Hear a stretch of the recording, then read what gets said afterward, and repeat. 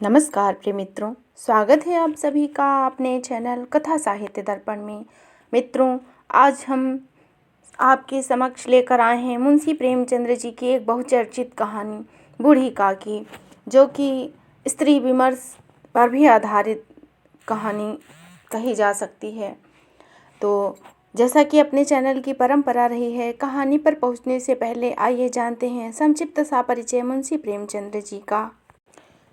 मुंशी प्रेमचंद्र जी का वास्तविक नाम धनपत राय श्रीवास्तव था, जो कि प्रेमचंद्र जी के नाम से जाने जाते थे।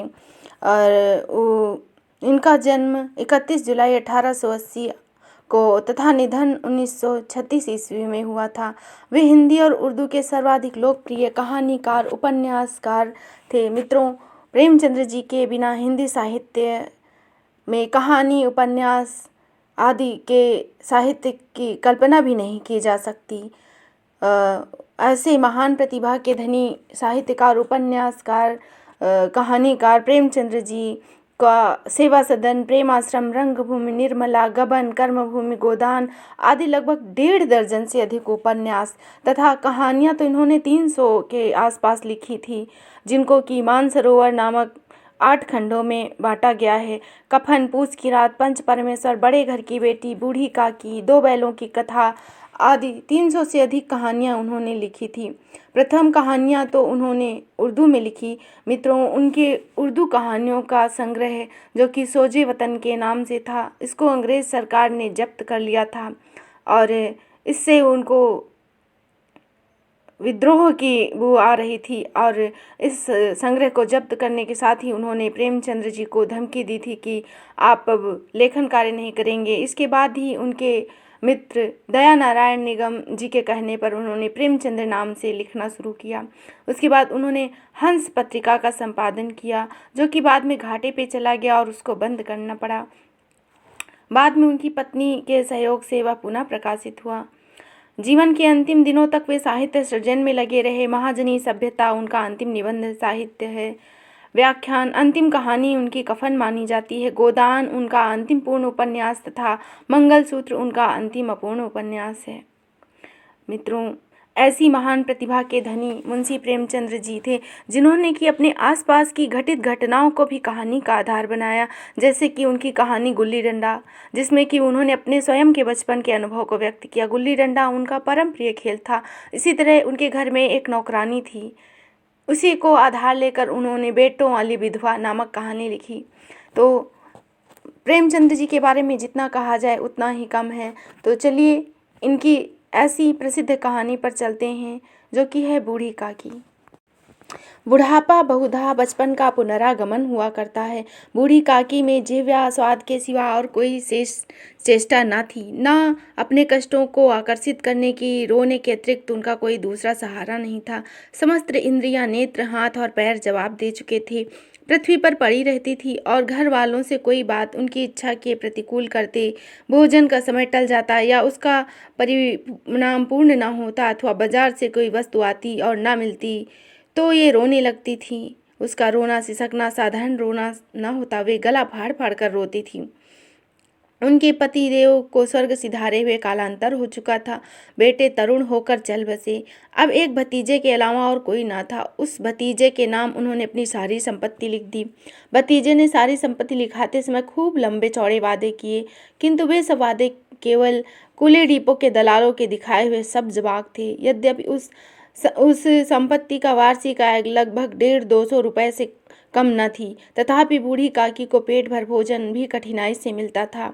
इसमें उनके भतीजे पंडित बुद्धिराम का अपराध था अथवा उसकी अर्धांगिनी श्रीमती रूपा का, इसका निर्णय करना सहज नहीं। बुद्धिराम स्वभाव से सज्जन थे, किंतु उस समय जबकि उनके कोष पर आँच न आए। रूपा स्वभाव से तीव्र थी सही, पर ईश्वर से डरती थी, अतः बूढ़ी काकी को उसकी तीव्रता उतनी न खलती जितनी बुद्धिराम की भलमनसाहत। बूढ़ी काकी को कभी कभी अपने अत्याचार का खेद होता। विचारते कि इसी संपत्ति के कारण मैं इस समय भला मानस बैठा हूँ। यदि भौतिक आश्वासन और सूखी सहानुभूति से स्थिति में सुधार हो सकता हो तो उन्हें कदाचित कोई आपत्ति ना होती, परंतु विशेष व्यय का भय उनकी सुचेष्टा को दबाए रखता था। यहाँ तक कि यदि द्वार पर कोई भला आदमी बैठा होता और बूढ़ी काकी उस समय अपना राग अलापने लगती तो वह आग हो जाती और घर में आकर उन्हें जोर से डांटती। लड़कों को बुढ़ों से स्वाभाविक विद्वेषणा होती ही है, और फिर माता पिता का यह रंग देखते तो बूढ़ी काकी को और सताया करते। कोई चुटकी काट कर भागता, कोई इन पर पानी की कुल्ली कर देता। काकी चीख मार कर रोती, परंतु यह बात प्रसिद्ध थी कि वह केवल खाने के लिए रोती हैं, अतः उनके संताप और अंतर्नाद पर कोई ध्यान नहीं देता। हाँ, काकी क्रोधातुर होकर बच्चों को गालियां देने लगती तो रूपा घटनास्थल पर आ पहुंचती। इस भय से काकी अपनी जिह्वा कृपाण का कदाचित ही प्रयोग करती थी। यद्यपि उपद्रव शांति का यह उपाय रोने से कहीं अधिक उपयुक्त था। संपूर्ण परिवार में यदि काकी को किसी से अनुराग था तो वह थी बुद्धिराम की छोटी लड़की लाडली। लाडली अपने दोनों भाइयों के भय से अपने हिस्से की मिठाई चबैना बूढ़ी काकी के पास बैठकर खाया करती थी। यही उसका रक्षागार था, और यद्यपि काकी की शरण उनकी लोलुपता के कारण बहुत महंगी पड़ती, तथापि भाइयों के अन्याय से सुरक्षा कहीं यह सुलभ थी। इसी स्वार्थानुकूलता ने उन दोनों को एक दूसरे का साथी बना दिया। रात का समय था। बुद्धिराम के द्वार पर शहनाई बज रही थी और गांव के बच्चों का झुंड विस्मयपूर्ण नेत्रों से गाने का रसास्वादन कर रहा था। चारपाइयों पर मेहमान विश्राम कर रहे थे, नाइयों से मुक्कियां लगवा रहे थे, समीप खड़ा भाट विरुदावली सुना रहा था और कुछ भावक के मेहमानों की वाह वाह पर ऐसा खुश हो रहा था मानो इस वाह वाह का यथार्थ में वह अधिकारी है। एक दो अंग्रेजी पढ़े हुए नवयुवक इन व्यवहारों से उदासीन थे। वे इस गंवार मंडली में बोलना अथवा सम्मिलित होना अपनी प्रतिष्ठा के प्रतिकूल समझते थे। आज बुद्धिराम के बड़े लड़के मुखाराम का तिलक आया है, यही उत्सव है। घर में स्त्रियां गा रही हैं और रूपा मेहमानों के लिए भोजन में व्यस्त थी। भट्टियों पर कड़ाह चढ़े थे, एक में पूड़ियाँ कचौड़ियाँ निकल रही थी, दूसरे में अन्य पकवान बन रहे थे। एक बड़े हांडे में मसालेदार तरकारी पक रही थी। घी और मसालों की क्षुधावर्धक सुगंध चारों ओर फैली हुई थी। बूढ़ी काकी अपनी कोठरी में शोकमय विचार में बैठी हुई थी। यह स्वाद मिश्रित सुगंध उन्हें बेचैन कर रही थी। वे मन ही मन विचार कर रही थी, संभवतः मुझे पूड़ियाँ न मिलेंगी। इतनी देर हो गई, कोई भोजन लाकर नहीं दे गया। मालूम होता है सब लोग भोजन कर चुके होंगे, मेरे लिए कुछ नहीं बचा होगा। यह सोचकर उन्हें रोना आया, परंतु अब शगुन के भय से वह रो न सकी। आहा, कैसी सुगंध है, अब मुझे कौन पूछता है।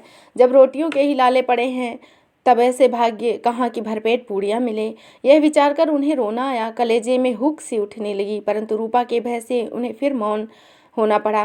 बूढ़ी काकी देर तक इस दुखदायक पीड़ा में विचरती रही। घी और मसालों की सुगंध रह रहकर अपने आप को बेचैन किए दे रही थी। मुंह में पानी भर आ रहा था। पूड़ियों का स्वाद स्मरण करके हृदय में गुदगुदी होने लगती। किससे पुकारूं? आज लाडली भी नहीं आई। दोनों छोकरे सदा दिक्क किया करते हैं, आज उनका भी कहीं पता नहीं। कुछ मालूम होता है कि क्या बन रहा है, उनसे ही पूछती। बूढ़ी काकी की कल्पना में पूड़ियों की तस्वीर नाचने लगी। खूब लाल लाल, फूली फूली, नरम नरम होंगी। रूपा ने भांति भांति का भोजन किया होगा। कचौड़ियों में अजवाइन और इलायची की महक आ रही होगी। एक पूड़ी मिलती तो जरा हाथ में लेकर देखती। क्यों न चलकर कड़ाह के सामने ही बैठूं। पूड़ियाँ छन छन कर तैयार होंगी, कड़ाह से गरम गरम निकालकर थाल में रखी जाती होंगी।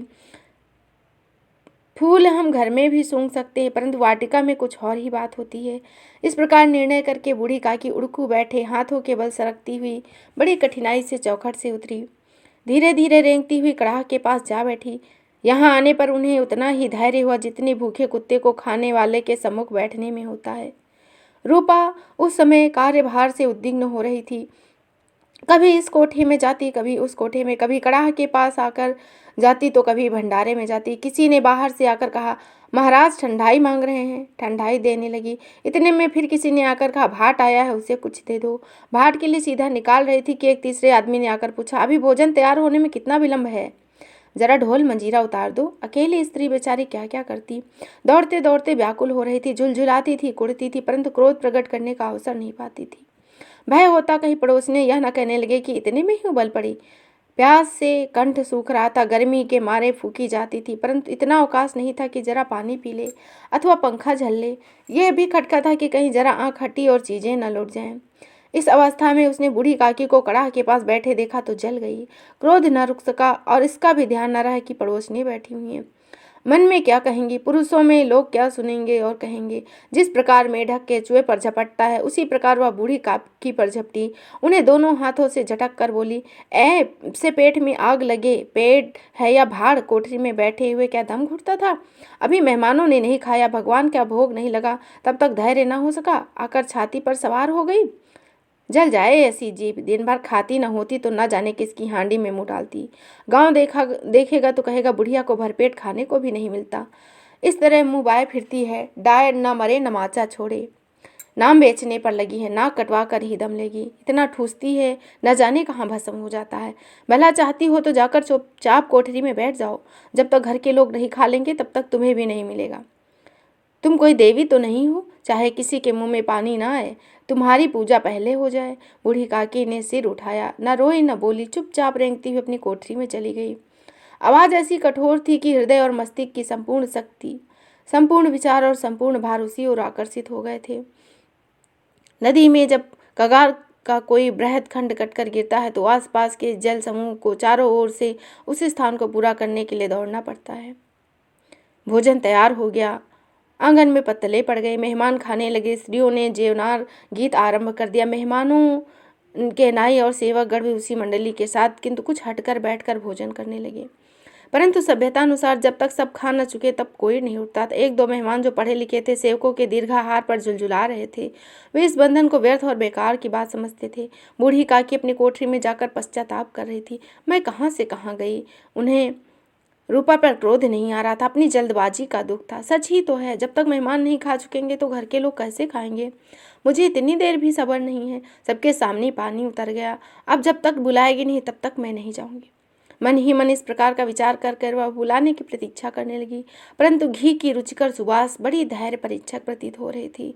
उन्हें एक एक पल एक एक युग सा मालूम हो रहा था। अब पत्तले बिछ गए होंगे, अब मेहमान भी आ गए होंगे, लोग हाथ पैर धो रहे होंगे, नाई पानी दे रहा होगा।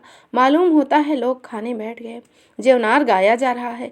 यही विचार मन में करके वह बहलाने के लिए लेट गई। धीरे धीरे गीत गाने लगी। उसे मालूम हुआ कि मुझे गाते गाते देर हो गई। क्या इतनी देर में लोग भोजन नहीं कर चुके होंगे? किसी ने आवाज़ भी नहीं दी। अवश्य ही लोग खा पी कर चले गए होंगे। कोई मुझे बुलाने नहीं आया। रूपा चिढ़ गई है, क्या जाने ना बुलाए तो। सोचती हूँ कि आप ही आवेगी, सोचती होगी आप ही आवेगी। वह कोई मेहमान तो है नहीं जो उसे बुलाने जाऊँ। बूढ़ी काकी चलने को तैयार हुई, यह विश्वास कि 1 मिनट में पूड़ियाँ और मसालेदार तरकारी सामने आ जाएगी। उनकी स्वादेंद्रियाँ गुदगुदाने लगी। उन्हें मन में तरह तरह के मंसूबे बांधे। पहले तरकारी से पूड़ी खाऊंगी, फिर दही और शक्कर से। कचौड़ियाँ रायते के साथ मज़ेदार मालूम होंगी।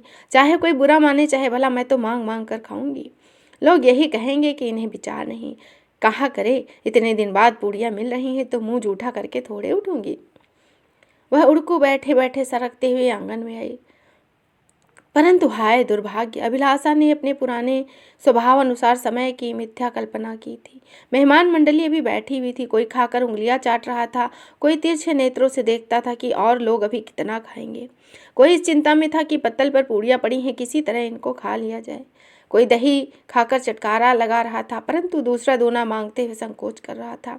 इतने में बूढ़ी काकी रेंगती हुई उनके बीच में आ पहुंची। कई आदमी चौंकर उठ गए और पुकारने लगे, अरे यह बुढ़िया कौन है? यह कहाँ से आ गई? देखो किसी को छू न दे। पंडित बुद्धिराम काकी को देखते हुए क्रोध से तिलमिला उठे। पूड़ियों का थाल लिए खड़े थे। थाल को जमीन में पटक दिया और जिस प्रकार निर्दयी महाजन अपने किसी बेईमान और भगोड़े कर्जदार को देखते ही उसका टेटुआ पकड़ लेता है, उसी तरह लपक कर उन्होंने काकी को दोनों हाथ से घसीटा और घसीटते हुए ले जाकर उनकी कोठरी में धम्म से पटक दिया। आशारूपी वाटिका लू के एक थपेड़े में विनष्ट हो गई। मेहमानों ने भोजन किया, घर वालों ने भोजन किया, बाजे वाले धोबी चमार भी भोजन कर चुके थे, परंतु बूढ़ी काकी को किसी ने नहीं पूछा। बुद्धिराम और रूपा दोनों ही काकी को उनकी निर्लज्जता के लिए दंड देने का निश्चय कर चुके थे। उनके बुढ़ापे पर, उनकी दीनता, हत ज्ञान पर किसी को करुणा नहीं आई। अकेली लाडली उनके लिए कुढ़ रही थी। लाडली को काकी से अत्यंत प्रेम था। बेचारी भोली लड़की थी, बाल विनोद और चंचलता उसमें तनिक भी न थी। दोनों बार जब उसने माता पिता को काकी को निर्दयता से घसीटते देखा तो लाडली का हृदय ऐंठ कर रह गया। वह झुलझुला रही थी कि क्यों नहीं काकी को बहुत सी पूड़ियाँ दे देते ये लोग, क्या मेहमान सबकी सब खा जाएंगे? यदि काकी ने मेहमानों से पहले खा लिया तो क्या बिगड़ जाएगा? क्या वह काकी के पास जाकर उन्हें धैर्य देना चाहती थी, परंतु माता के भय से ना जाती थी। उसने अपने हिस्से की पूड़ियाँ तक ना खाई, अपनी गुड़िया की पिटारी में बंद करके रख दी। उन पूड़ियों को काकी के पास ले जाना चाहती थी। उसका हृदय अधीर हो रहा था। बूढ़ी काकी मेरी बात सुनते ही उठ बैठेंगी, पूड़ियाँ देखकर कैसी प्रसन्न होंगी और मुझे बहुत प्यार करेंगी। रात को 11 बज गए। रूपा आंगन में पड़े सो रही थी। लाडली की आंखों में नींद नहीं थी। काकी को पूड़ियाँ खिलाने की खुशी उसे सोने नहीं दे रही थी।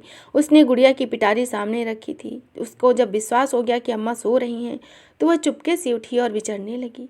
कैसे चलूं? चारों ओर अंधेरा था, केवल चूल्हे में आग चमक रही थी और चूल्हे के पास एक कुत्ता लेटा हुआ था। लाडली की दृष्टि सामने वाली नीम पर गई। उसे मालूम हुआ हनुमान जी बैठे हैं। पूंछ गधा स्पष्ट दिखाई देने लगा। मारे भय के उसने आंखें बंद कर ली। इतने में कुत्ता उठ बैठा। लाडली को ढाढ़स हुआ। कई सोए हुए मनुष्यों के बदले एक भागता हुआ कुत्ता उसके लिए अधिक धैर्य का कारण था। उसने पिटारी उठाई और बूढ़ी काकी की कोठरी की ओर चल दी। बूढ़ी काकी को केवल इतना स्मरण था कि किसी ने मेरे हाथ पकड़कर घसीटे। फिर ऐसा मालूम हुआ कि जैसे कोई पहाड़ उठाए लिए जा रहा है और उनके पैर बार बार पत्थरों से टकराए। जब किसी ने उन्हें पहाड़ से पटका तो वो मूर्छित हो गई। जब वे सोचती हुई किसी की जरा आहट मिलती थी तो वह समझती थी कि सब खा पी कर सो गए हैं। उनके साथ मेरी तकदीर भी सो गई। रात कैसे कटेगी? राम राम, क्या खाऊं? पेट में आग धधक रही है। किसी ने मेरी सुधि न ली। क्या मेरा पेट काटने से धन छूट जाएगा? इन लोगों को इतनी भी दया नहीं कि जाने बुढ़िया कब मर जाए। क्यों उसका जीवन दुखी बनाए? मैं पेट की रोटियां ही तो खाती हूँ, और क्या। इस पर भी यह हाल? मैं अंधी, अपाहिज, गहरी ठहरी, न किसी की सुनूं न सूझे। यदि आंगन में चली गई तो क्या बुद्धिराम से इतना कहते न बनता था कि काकी अभी लोग खाना खा रहे हैं, खा ले फिर आना। मुझे घसीटा और पटक दिया उन्हीं पूड़ियों के लिए। रूपा ने सबके सामने मुझे गालियां दी। उन्हीं पूड़ियों के लिए इतनी दुर्गति करने पर भी उनका पत्थर जैसा कलेजा न पसीजा। सबको खिलाया और मुझे पूछा तक नहीं। जब तक हाँ ना तब नहीं दी तो अब क्या देंगे? यह विचार कर काकी निराशा में संतोष के साथ लेट गई। ग्लानि से गला भर आया, परंतु मेहमानों के भय से रोती नहीं। सहसा कानों में आवाज आई, काकी उठो, मैं पूड़ियाँ लाई हूँ। काकी ने लाडली की बोली पहचानी। चट उठ के बैठ गई। दोनों हाथों से लाडली को टटोला और गोद में बिठा लिया। लाडली ने पूड़ियाँ निकाल कर दी। काकी ने पूछा, क्या तुम्हारी अम्मा ने दी हैं? लाडली ने कहा, नहीं, ये तो मेरे हिस्से की हैं। काकी पूड़ियों पर टूट पड़ी। 5 मिनट में पिटारी खाली हो गई। लाडली ने पूछा, काकी पेट भर गया? जैसे थोड़ी सी वर्षा ठंडक के स्थान पर और गर्मी पैदा कर देती है, उस भांति इन पूड़ियों ने काकी की क्षुधा को और उत्तेजित कर दिया। बोली, नहीं बेटी, जाकर अम्मा से और मांग लो। लाडली ने कहा, अम्मा सोती हैं, जगाऊंगी तो मारेंगी। काकी ने पिटारी को फिर टटोला। उसमें खुरचन गिरी थी, बार बार होंठ चाट रही थी, चटकारे भर रही थी। हृदय महसूस रहा था कि और पूड़ियाँ कैसे पाऊं। काकी का अधीर मन इच्छाओं के प्रबल प्रवाह में बह गया। उचित और अनुचित का विचार जाता रहा। वे कुछ देर तक उस इच्छा को रोकती रहीं। सहसा लाडली से बोली, मेरा हाथ पकड़ लो और वहां ले चलो जहां मेहमानों ने बैठकर भोजन किया। लाडली उनका अभिप्राय न समझ सकी। उसने काकी का हाथ पकड़ा और ले जाकर जूठे पत्तलों के पास बिठा दिया। दीन क्षुधा तुरहत ज्ञान बुढ़िया पत्तलों से पूड़ियों के टुकड़े चुन चुन कर भक्षण करने लगी। ओह, दही कितना स्वादिष्ट था, कचौड़ियाँ कितनी सलोनी, खस्ता कितने सुकोमल। काकी बुद्धिहीन होते हुए भी इतना जानती थी कि मैं वह काम कर रही हूँ जो मुझे कदाप नहीं करना चाहिए। दूसरों की झूठी पत्तल चाट रही हूँ, परंतु बुढ़ापा, तृष्णा, रोग और अंतिम समय, सब इच्छाएं पूर्ण होकर एक पर ही आ गई हैं। बूढ़ी काकी में यह केंद्र उनकी स्वाद इंद्रिय थी। ठीक उसी समय रूपा की आंख खुली। उसे मालूम हुआ कि लाडली मेरे पास नहीं। वह चौंक गई। चारपाई के इधर उधर ताकने लगी, कहीं नीचे तो नहीं गिर पड़ी। उसे वहां न पाकर वह उठी तो क्या देखती है, लाडली जूठे पत्तलों के पास चुपचाप खड़ी है और बूढ़ी काकी पत्तलों पर से पूड़ियों के टुकड़े उठा कर खा रही हैं। रूपा का हृदय सन्न हो गया। किसी गाय की गर्दन पर छुरी चलते देखकर जो अवस्था होती है, वही अवस्था उसकी हुई। वही समय एक ब्राह्मणी दूसरे की जूठी पत्तल टटोले, इससे अधिक शोकमय दृश्य और क्या था। पूड़ियों के कुछ ग्रास खिले उसकी चचेरी सास ऐसा निकृष्ट कर्म कर रही है। यह वह दृश्य था जिसे देखकर देखने वालों का हृदय कांप उठता। ऐसा प्रतीत होता था मानो जमीन फट गई हो, आसमान चक्कर खा रहा हो, संसार पर कोई आपत्ति आने वाली हो। रूपा को क्रोध न आया, उससे बड़ी ग्लानि हुई, लज्जा आई, करुणा और भय से उसकी आंखें भर गई। इस अधर्म की भागिनी कौन है? उसने सच्चे हृदय से गगन मंडल की ओर हाथ उठाकर कहा, परमात्मा मेरे बच्चों पर दया करो, इस अधर्म का दंड मुझे देना, मेरे बच्चों को नहीं, मेरा सत्यानाश हो जाएगा। रूपा को अपनी स्वार्थपरता और अन्याय पर इस प्रकार प्रत्यक्ष रूप में कभी पश्चाताप न हुआ था। वह सोचने लगी, हाय मैं कितनी निर्दय हूँ, जिसकी संपत्ति से मुझे 200 रुपया आय हो रही है, उसकी यह दुर्गति और मेरे कारण। हे दयामय भगवान, मुझसे बड़ी चूक हुई, मुझे क्षमा करो। आज मेरे बेटे का तिलक था, सैकड़ों मनुष्यों ने भोजन किया, मैं उनके इशारे की दासी बनी रही, अपने नाम के लिए सैकड़ों रुपए व्यर्थ कर दिए, परंतु जिसकी बदौलत हजारों रुपए खाए, उसे इस भरे उत्सव में भी भरपेट भोजन नहीं दे सकी, केवल इसी कारण कि वह वृद्धा असहाय है।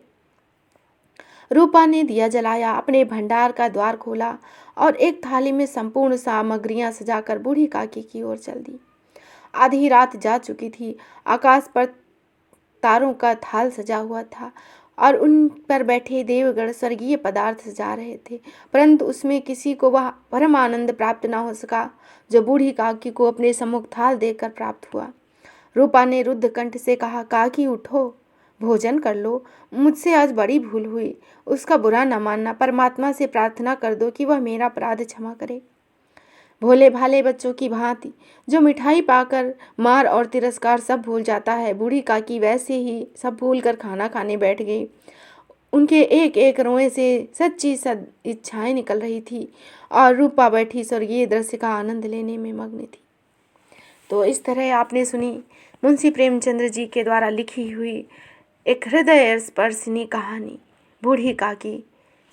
यह कहानी हृदय के मर्म को स्पर्श करती हुई एक करुणा का भाव जगाती है और बुजुर्गों के प्रति सम्मान की शिक्षा भी देती है। तो आशा है कि आपको यह कहानी अवश्य ही पसंद आई होगी। और मित्रों, आपको बताते चले कि हमने इस चैनल में यूजीसी नेट तथा असिस्टेंट प्रोफेसर के पाठ्यक्रम में लगी हुई कहानियों का भी वाचन किया है, तो आप लोग उन्हें भी अवश्य देखें। और ज़्यादातर कहानियाँ और कंटेंट परीक्षा के दृष्टि से ही बनाया जाता है, जो कि विभिन्न परीक्षाओं में लगी हुई कहानियाँ होती हैं। तो मित्रों, यदि आपको इनसे कुछ लाभ मिल रहा है और ये कहानी आपको पसंद आ रही हों, तो प्लीज़ इन्हें लाइक अवश्य करिएगा और इस चैनल को सब्सक्राइब भी। और यदि आपका कोई मित्र हो जो कि इन कहानियों से लाभान्वित होना चाहता हो, तो उसे शेयर भी अवश्य करिएगा। तो फिर मिलेंगे एक नए तथ्य के साथ, तब तक के लिए धन्यवाद। जय हिंद, जय हिंदी।